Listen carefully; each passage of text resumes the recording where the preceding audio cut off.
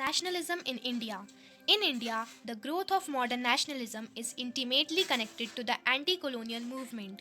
People began discovering their unity in the process of their struggle with colonialism. The sense of being oppressed under colonialism provided a shared bond that tied many different groups together.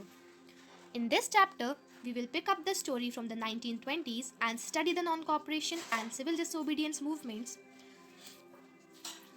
We will explore how the Congress sought to develop the national movement, how different social groups participated in the movement, and how nationalism captured the imagination of people. In the years after 1919, we see the national movement spreading to new areas. First of all, the war created a new economic and political situation. It led to a huge increase in defense expenditure, which was financed by war loans and increasing taxes. Custom duties were raised and income tax introduced. Through the war years, the prices increased, doubling between 1913 and 1918, leading to extreme hardship for the common people. Villages were called upon to supply soldiers, and the forced recruitment in rural areas caused widespread anger. Crops failed in many parts of India, resulting in acute shortages of food. This was accompanied by influenza epidemic. People hoped that their hardships would end after the war was over, but this did not happen. At this stage, a new leader appeared and suggested a new mode of struggle. Mahatma Gandhi returned in India in January 1915. As he had come from South Africa, where he had successfully fought the racist regime with a novel method of mass agitation, which he called satyagraha. The idea of satyagraha emphasized the power of truth and the need to search for truth. It suggested that if the cause was true, if the struggle was against injustice, then physical force was not necessary to fight the oppressor.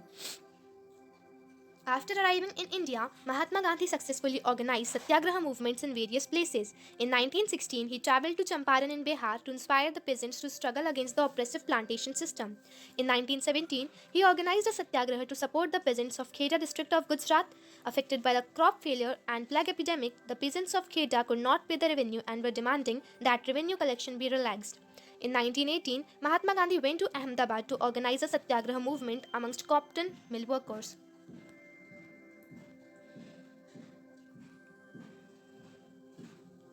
Gandhiji in 1919 decided to launch a nationwide satyagraha against the proposed Rowlatt Act.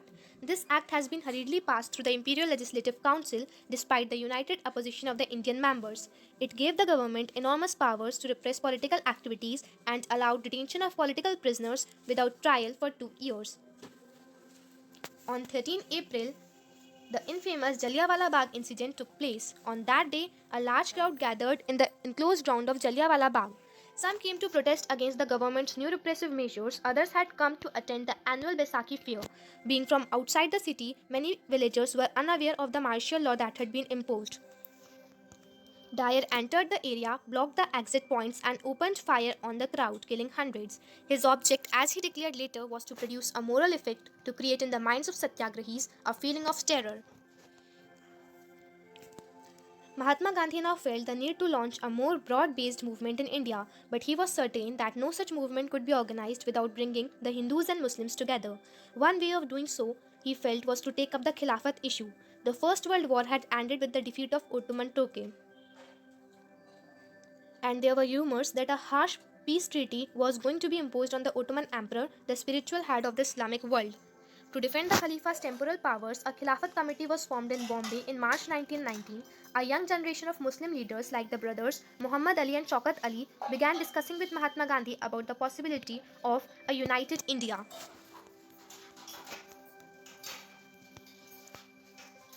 In his famous book Hind Swaraj 1909, Mahatma Gandhi declared that the British rule was established in India with the cooperation of Indians and had survived only because of this cooperation. If Indians refused to cooperate, British rule in India would collapse within a year and Swaraj would come. How could non-cooperation begin a movement? Gandhiji proposed that the movement should unfold in stages. It should begin with the surrender of titles that the government awarded. The non-cooperation Khilafat movement began in January 1921. Various social groups participated in this movement, each with its own specific aspiration. All of them responded to the call of Swaraj, but the term meant different things to different people. The movement in towns. The movement started with the middle class participation in the cities. Thousands of students left government controlled schools and colleges, headmasters and teachers resigned, and lawyers gave up their legal practices. Foreign goods were boycotted, liquor shops were picketed. But this movement in the cities gradually slowed down for a variety of reasons. Khadi cloth was often more expensive than mass produced milk cloth, and poor people could not afford to buy it. For the movement to be successful, alternative Indian institutions had to be set up so that they could be used in place of British ones. Tribal movement. Tribal peasants interpreted the message of Mahatma Gandhi and the idea of Swaraj in yet another way. In the Gudem Hills of Andhra Pradesh, a militant guerrilla movement spread, not a form of struggle that the Congress could approve. The colonial government has closed large forest areas, preventing people entering the forest to graze their cattle or to collect fuel wood and fruits. This enraged the hill people. Not only were their livelihoods affected, but they felt that their traditional rights were being denied. When the government began forcing them to contribute begar for road building, the hill people revolted.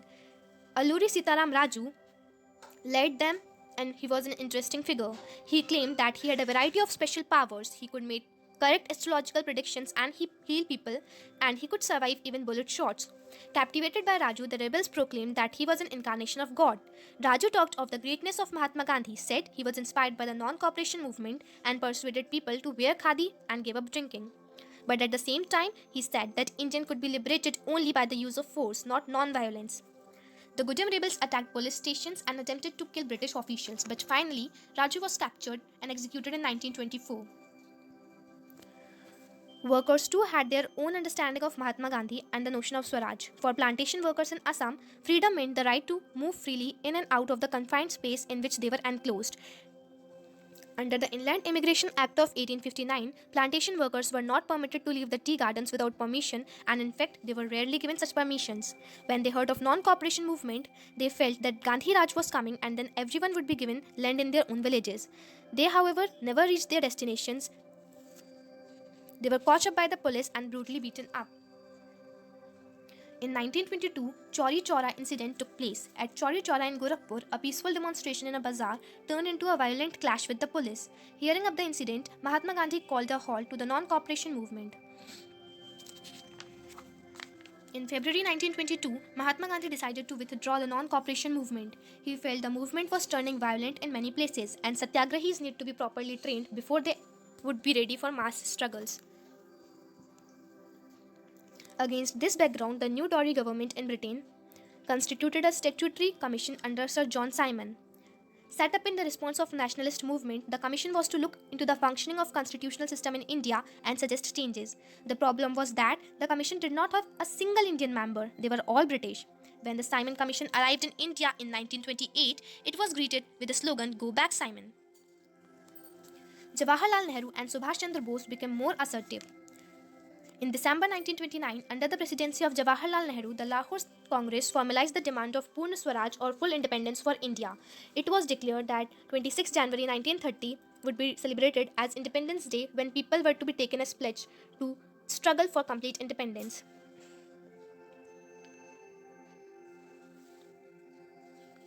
The Civil Disobedience Movement. In 1922, in 1930, the civil disobedience movement was started under the leadership of Mahatma Gandhi. The main ideology behind civil disobedience movement was to defy the laws made by the British. The reasons for the civil disobedience movement was the Simon Commission of 1927 and the Great Economic Depression of 1929. Mahatma Gandhi sent a letter to Viceroy Irwin stating 11 demands. Mahatma Gandhi's letter was an ultimatum. If the demands were not fulfilled by 11 March, the letter stated the Congress would launch a civil disobedience campaign. Irwin was unwilling to negotiate, so Mahatma Gandhi started his famous Salt March, accompanied by 78 of his trusted volunteers. The march was over 240 miles from Gandhiji's ashram in Sabarmati to Gujarati coastal town of Dandi. The volunteers walked for 24 days, about 10 miles a day. Thousands came to hear Mahatma Gandhi wherever he stopped, and he told them what he meant by Swaraj and urged them to peacefully defy the British. On 6th April, he reached Dandi and ceremoniously violated the salt law, manufacturing salt by boiling seawater.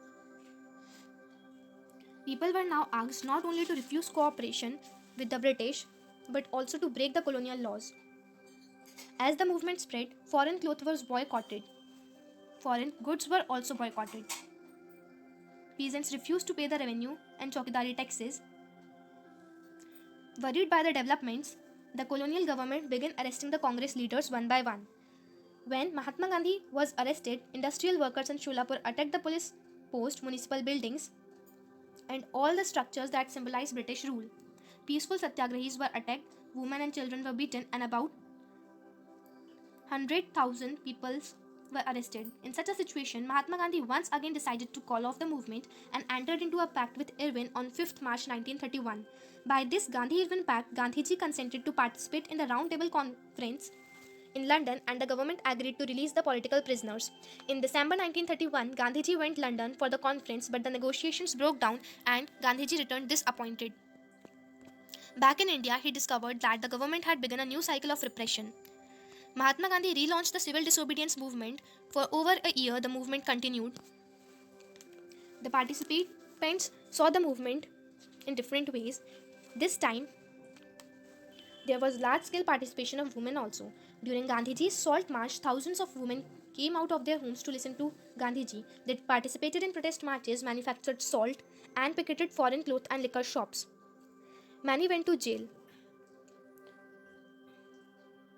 Gandhiji was convinced that it was the duty of women to look after home and hearth, be good mothers and good wives, and for a long time, the Congress was reluctant to allow women to hold any position for the authority within the organization.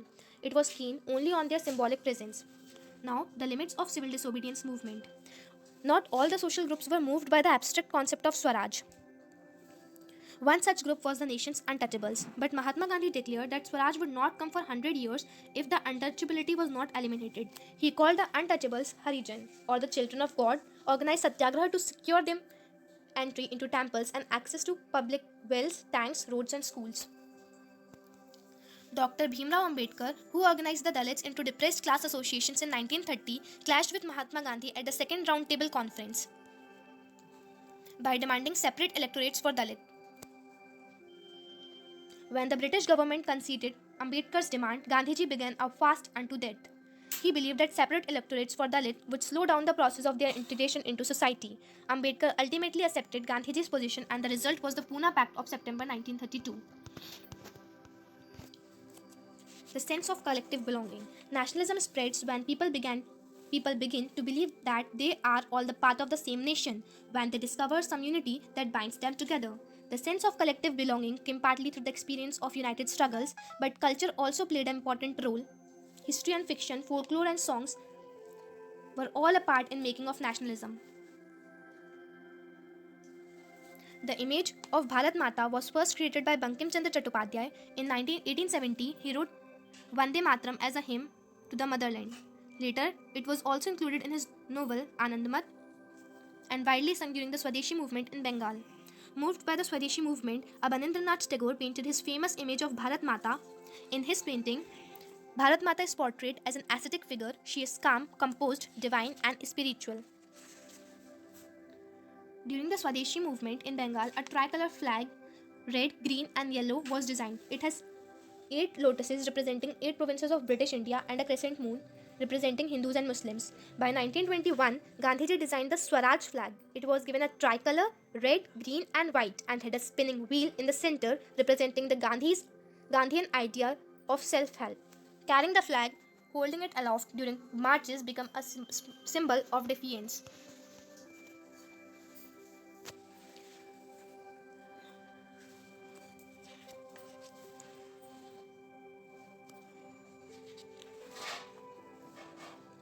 This was whole about this chapter. Nationalism in India. Thank you. Jai Hind, Jai Bharat.